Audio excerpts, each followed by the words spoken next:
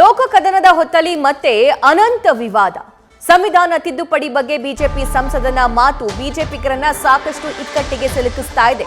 400 ಸ್ಥಾನ ಬಂದ್ರೆ ಸಂವಿಧಾನ ತಿದ್ದುಪಡಿ ಮಾಡ್ತೀವಿ, 2/3 ಮೆಜಾರಿಟಿ ಎಲ್ಲದರಲ್ಲೂ ಬೇಕು, ಲೋಕಸಭೆಯಲ್ಲೂ ಬೇಕು, ರಾಜ್ಯಸಭೆಯಲ್ಲೂ ಬೇಕು, ವಿಧಾನಸಭೆಗಳಲ್ಲೂ ಬೇಕು ಅಂತ ಹೇಳಿದ್ರು. ಅನಂತಕುಮಾರ್ ಹೆಗಡೆ ಮಾತಿಗೆ ಈಗ ವ್ಯಾಪಕ ವಿರೋಧ ವ್ಯಕ್ತವಾಗ್ತಾ ಇದೆ.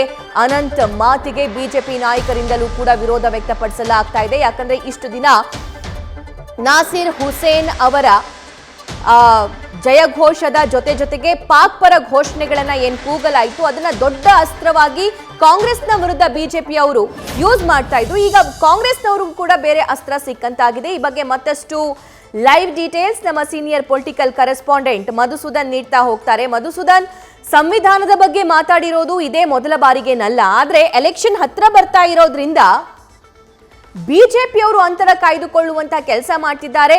ಕಾಂಗ್ರೆಸ್ನವರಿಗೆ ದೊಡ್ಡ ಅಸ್ತ್ರ ಸಿಕ್ಕಂತಾಗಿದೆ. ಮುಂಬರುವಂತ ದಿನದಲ್ಲಿ ಏನೆಲ್ಲ ಡೆವಲಪ್ಮೆಂಟ್ಸ್ ಆಗಬಹುದು ಅಂತ ಅನ್ಸುತ್ತೆ ಈ ಒಂದು ಸ್ಟೇಟ್ಮೆಂಟ್?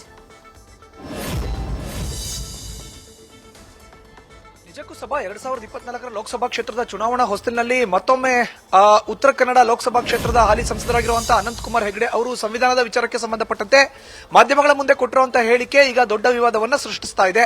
ಈಗಾಗಲೇ ಖುದ್ದು ರಾಜ್ಯ ಬಿಜೆಪಿ ಘಟಕ ಅನಂತಕುಮಾರ್ ಹೆಗಡೆ ಅವರ ಹೇಳಿಕೆಗೂ ಬಿಜೆಪಿ ಪಕ್ಷಕ್ಕೂ ಯಾವುದೇ ಸಂಬಂಧ ಇಲ್ಲ ಅನ್ನೋ ಒನ್ಲೈನ್ ಮಾತನ್ನ ಆಡ್ತಾ ಅವರ ಹೇಳಿಕೆಯನ್ನ ಖಂಡಿಸ್ತಾ ಇದೆ. ಕಾರಣ ಏನು?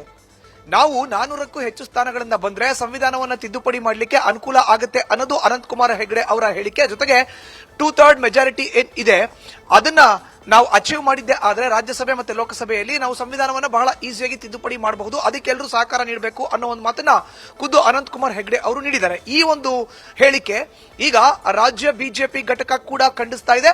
ಜೊತೆಗೆ ವಿಧಾನಸಭೆ ವಿಪಕ್ಷ ನಾಯಕರಾದಂತಹ ಆರ್ ಅಶೋಕ್ ತಮ್ಮ ಎಕ್ಸ್ ಖಾತೆಯಲ್ಲೂ ಕೂಡ ಇದನ್ನ ಈಗ ಈ ಹೇಳಿಕೆಗೂ ಪಕ್ಷಕ್ಕೂ ಯಾವುದೇ ಸಂಬಂಧ ಇಲ್ಲ, ಅದು ಅವರ ವೈಯಕ್ತಿಕ ಹೇಳಿಕೆ ಅನ್ನೋ ಒಂದು ಮಾತನ್ನ ಹೇಳ್ತಾ ಇದ್ದಾರೆ. ಇದರ ಪರಿಣಾಮ ಏನಾಗಬಹುದು?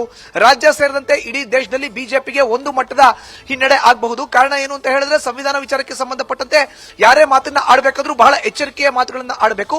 ಎಲ್ಲೋ ಒಂದ್ ಕಡೆ ಅನಂತಕುಮಾರ್ ಹೆಗಡೆ ಅವರು ಈ ಹಿಂದೆ 2018 ರಾಜ್ಯ ವಿಧಾನಸಭಾ ಕ್ಷೇತ್ರದ ಚುನಾವಣಾ ಹೊಸ್ತಿಲಿನಲ್ಲೂ ಕೂಡ ಸಂವಿಧಾನದ ಬಗ್ಗೆ ಮಾತನ್ನ ಆಡಿ ಅವರು ಕೇಂದ್ರದಲ್ಲಿ ಇದ್ದಂತಹ ಸಚಿವ ಸ್ಥಾನದಿಂದ ನಿರ್ಗಮಿಸೋ ಅಂತ ಒಂದು ವಾತಾವರಣ ನಿರ್ಮಾಣ ಮಾಡಿಕೊಂಡ್ರು. ಅದೇ ರೀತಿ ಈಗ ಲೋಕಸಭಾ ಕ್ಷೇತ್ರದ ಚುನಾವಣಾ ಹೊಸ್ತಿಲಿನಲ್ಲಿ ಉತ್ತರ ಕನ್ನಡ ಲೋಕಸಭಾ ಕ್ಷೇತ್ರದ ಬಿಜೆಪಿಯ ಟಿಕೆಟ್ ನಿರೀಕ್ಷೆಯಲ್ಲಿ ಇದ್ದಂತಹ ಅನಂತಕುಮಾರ್ ಹೆಗಡೆ ಅವರಿಗೆ ಒಂದು ಮಟ್ಟದ ಹಿನ್ನಡೆ ಆಗಬಹುದು. ಕಾರಣ ಏನು? ಮತ್ತೊಮ್ಮೆ ಅವರು ಸಂವಿಧಾನದ ಬಗ್ಗೆ ಮಾತನ್ನ ಆಡಿದ್ದಾರೆ. ಸಂವಿಧಾನವನ್ನು ತಿದ್ದುಪಡಿ ಮಾಡಬೇಕಾದ್ರೆ ಬಿಜೆಪಿಗೆ 400 ಸ್ಥಾನ ಬರಬೇಕು, 2/3 ಮೆಜಾರಿಟಿ ಇದ್ದಾಗ ಎಲ್ಲವೂ ಕೂಡ ಅನುಕೂಲಕರವಾದಂತಹ ವಾತಾವರಣ ಇರುತ್ತೆ ಅನ್ನೋದು ಅವರ ಹೇಳಿಕೆ.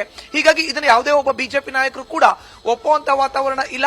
ನೇರವಾಗಿ ಎಲ್ಲರೂ ಇದನ್ನ ಖಂಡಿಸ್ತಾ ಇದ್ದಾರೆ. ಅನಂತಕುಮಾರ್ ಹೆಗಡೆ ಅವರ ಹೇಳಿಕೆ ಅವರ ವೈಯಕ್ತಿಕ ಹೇಳಿಕೆ, ಅದಕ್ಕೂ ಪಕ್ಷಕ್ಕೂ ಯಾವುದೇ ಸಂಬಂಧ ಇಲ್ಲ ಅನ್ನೋ ಒಂದು ಮಾತುಗಳನ್ನ ಹೇಳ್ತಾ ನೇರವಾಗಿ ಅನಂತಕುಮಾರ್ ಹೆಗಡೆ ಅವರ ಈ ಒಂದು ಹೇಳಿಕೆಯ ವಿರುದ್ಧವಾಗಿ ಹೇಳಿಕೆಗಳನ್ನ ಕೊಡ್ತಾ ಇದ್ದಾರೆ. ನೀವು ಈಗಾಗಲೇ ಉಲ್ಲೇಖ ಮಾಡಿದ್ರಿ, ನಾಸಿರ್ ಹುಸೇನ್ ಅವರ ಪರ ಘೋಷಣೆಗಳನ್ನ ಕೂಗ್ದಂತದ್ದು, ಪಾಕಿಸ್ತಾನದ ಪರ ಘೋಷಣೆಗಳನ್ನ ಕೂಗ್ದಂತ ಕಾಂಗ್ರೆಸ್ಗೆ ಎಲ್ಲೋ ಒಂದ್ ಕಡೆ ಇರುಸುಮುರುಸು ಆಗಿತ್ತು. ಬಟ್ ಅನಂತಕುಮಾರ್ ಹೆಗಡೆ ಅವರು ಕೊಟ್ಟರು ಅಂತ ಈ ಒಂದು ಹೇಳಿಕೆ ಈಗ ಬ್ರಹ್ಮಾಸ್ತ್ರವಾಗಿದೆ ಕಾಂಗ್ರೆಸ್ಗೆ.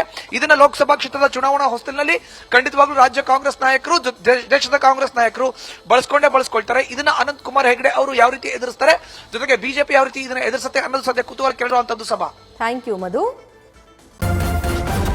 ನ್ಯೂಸ್ ಫಸ್ಟ್ ನಿರ್ಭೀತಿಯಿಂದ ನಿಮ್ಮ ಪರವಾಗಿ.